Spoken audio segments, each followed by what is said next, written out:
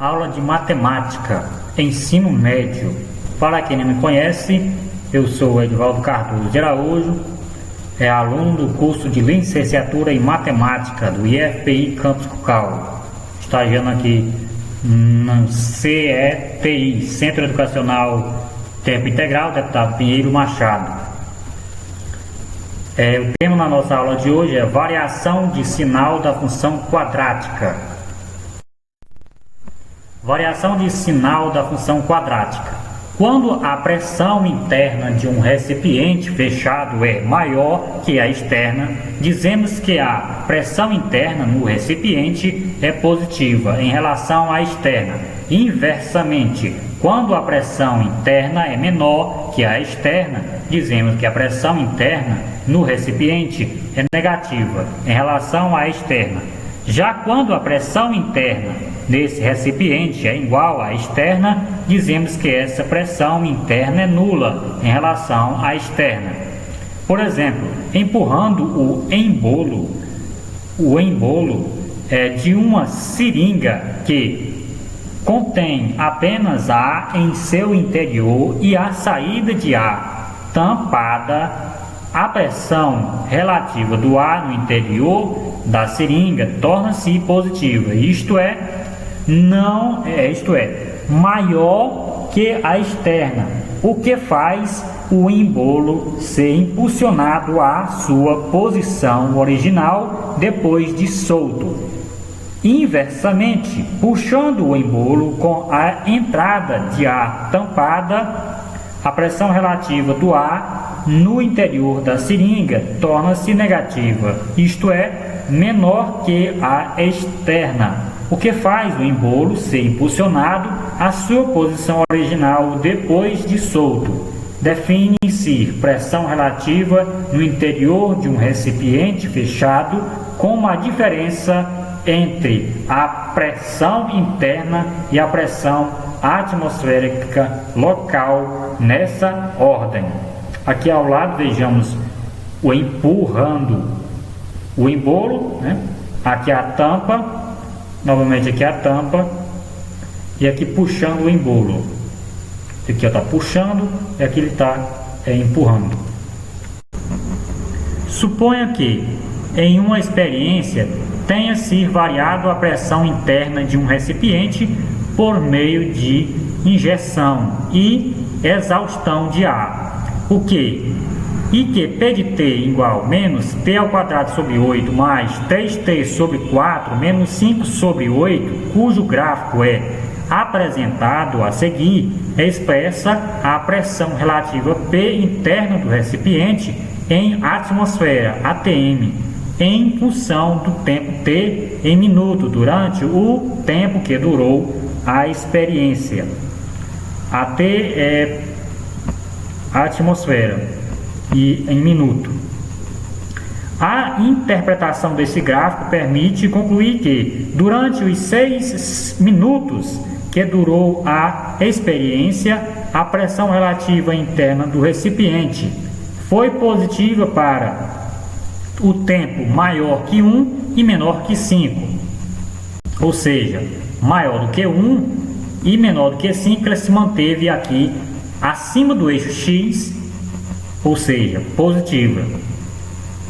Isso significa que no intervalo aberto de 1 a 5 minutos, a pressão interna do recipiente foi maior que a pressão atmosférica local. Anulou-se para t igual a 1 ou t igual a 5, pois 1 e 5 são as raízes da função. Isso significa que 1 minuto depois de iniciada a experiência, a pressão interna do recipiente igualou-se à pressão atmosférica local. E o mesmo aconteceu 5 minutos depois de iniciada a experiência. Foi negativa para tempo maior ou igual a 0 e menor do que 1, ou tempo maior do que 5 e menor ou igual a 6. Isso significa que os intervalos descritos, a pressão interna do recipiente foi menor que a pressão atmosférica local. Veja que para ter maior do que 0, maior ou igual a 0 e menor do que 1, maior ou igual a 0 e menor do que 1, a função se encontra abaixo do eixo x, ou seja, negativa. E para mais valores, e nesse caso o tempo maior do que 5 e menor ou igual a 6, também a função se manteve abaixo do eixo x, por isso é negativa. Nesse exemplo, estudamos a variação de sinal de uma função polinomial do segundo grau em um domínio limitado, t, o tempo maior ou igual a 0 e menor ou igual a 6. Do mesmo modo, podemos estudar a variação de sinal de funções quadráticas de domínio real, conforme mostra o exemplo a seguir. Um dos conhecidos instrumentos de medida de pressão é o manômetro, encontrado nos postos de combustível para a calibragem dos pneus, nos extintores de incêndio, em sistema de freios de alguns veículos, etc. No caso aqui é o extintor de incêndio. Exemplo: considere a função f de x igual a x² menos 2x menos 3, cujo gráfico está representado a seguir. A simples leitura do gráfico permite afirmar que f de menos 2 e f de 5 são positivas. Ou seja, o f de menos 2 é esse ponto, ele está localizado acima do eixo x, por isso é positiva. E também a imagem da função do f de 5 também é positiva, pois está localizado acima do eixo x, esse ponto. F de 1 é negativa. Veja que o f de 1 está abaixo, localizado aqui abaixo do eixo x, por isso é negativa. E f de 3, o f de menos 1 e f de 3 são iguais a 0, pois o menos 1 e 3 são as raízes da função. Veja, o menos 1 está aqui, o menos 1. O menos 1 é a raiz da função e o 3 também é a raiz da função. Por isso, é igual a 0. Realizando o estudo da variação de sinal de f para todo o domínio real, temos: se o x é igual a 3 é igual a menos 1 ou x é igual a 3, então a função f de x é nula, é 0, pois o menos 1 e o 3 são raízes da função. Se o x for menor do que o menos 1 ou o x for maior que 3, menor do que o menos 1 ou maior do que o 3. Vejamos que para menor que menos 1 e maior que 3, a função está totalmente acima do eixo x. Por isso, f de x é maior que 0, positiva, a função é positiva. Se a função se encontrar nesse intervalo do x maior do que o menos 1 e menor do que 3, ou seja, entre menos 1 e 3, a função é negativa. Veja que entre o menos 1 e o 3, ou seja, entre suas raízes, a função ela está localizada abaixo do eixo x, por isso ela é negativa, ou seja, a função é menor do que 0. Podemos representar a variação de sinal da função f, resumidamente, em um esquema. Aqui a reta horizontal é o eixo x e a concavidade da parábola é voltada para cima, pois o coeficiente a é positivo maior do que 0, voltado para cima. Localizamos sua raiz menos 1 e 3, acima do eixo x é positivo, entre as raízes, como o gráfico está abaixo do eixo x é negativo, e após o 3 também é positivo, pois o gráfico da função localiza-se acima do eixo x. De maneira geral, a discussão da variação de sinal de uma função quadrática qualquer, f de x igual a x² mais bx mais c, de raízes x1 e x2, se existirem, recai sempre em um dos casos abaixo. Quando o delta é maior que 0, positivo, e o a é positivo, coeficiente angular é positivo, temos essa opção no caso, né? Essa opção aqui é para o delta positivo e o a maior que 0 positivo. Ou seja, coeficiente angular, o a maior que 0 positivo, o gráfico está localizado, representado desta forma, concavidade voltada para cima. Quando o delta é maior que 0, possui duas raízes reais e distintas, que nesse caso é o x1 e x2.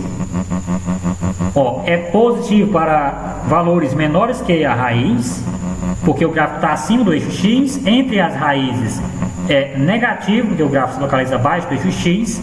E após a outra raiz x2, o gráfico está acima do eixo x, portanto, ela é positiva. Quando o delta é maior que zero e o a é menor que zero, negativo, a concavidade está voltada para baixo. Como o delta também é positivo, possui duas raízes reais distintas. Antes da raiz é negativo, entre as raízes é positivo, porque está localizado o gráfico acima do eixo x, e após a outra raiz x2 é negativo, pois está abaixo do eixo x. Agora, quando o delta é igual a zero, possui a única raiz. Quando a é positivo, a concavidade é voltada para cima, e antes da raiz é positiva e após a raiz é positiva. E é nula no x1 igual a x2. Nesse caso anterior aqui, o x1 e o x2 é nula. E aqui x1 e x2 é nulo, pois a função o x1 e x2 são as raízes da função. Nesse outro caso, quando o delta é igual a zero e o a é menor que zero, negativo, a concavidade é voltada para baixo e possui uma única raiz real, pois o delta é igual a zero. Antes das raízes, né, que são iguais a uma única raiz real igual, x1 igual a x2, o gráfico está abaixo do eixo x, na raiz é nula, após é negativo, pois está localizado abaixo do eixo x do gráfico. Quando o delta é menor que zero, não tem nenhuma raiz, ou seja, e o a é positivo, a concavidade é para cima, portanto a função toda é positiva. Quando o delta é menor que zero, a concavidade voltada para baixo, e o a é negativo, menor que zero, a concavidade voltada para baixo e a função toda é negativa.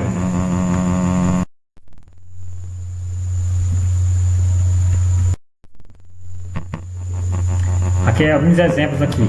Na letra A, 2x² menos 2.500 maior que zero. B, 4x² menos 36 menor que zero. C, 4x² menos 12x mais 9 menor ou igual a zero. D, menos 2x² mais 7x menos 3 maior ou igual a zero.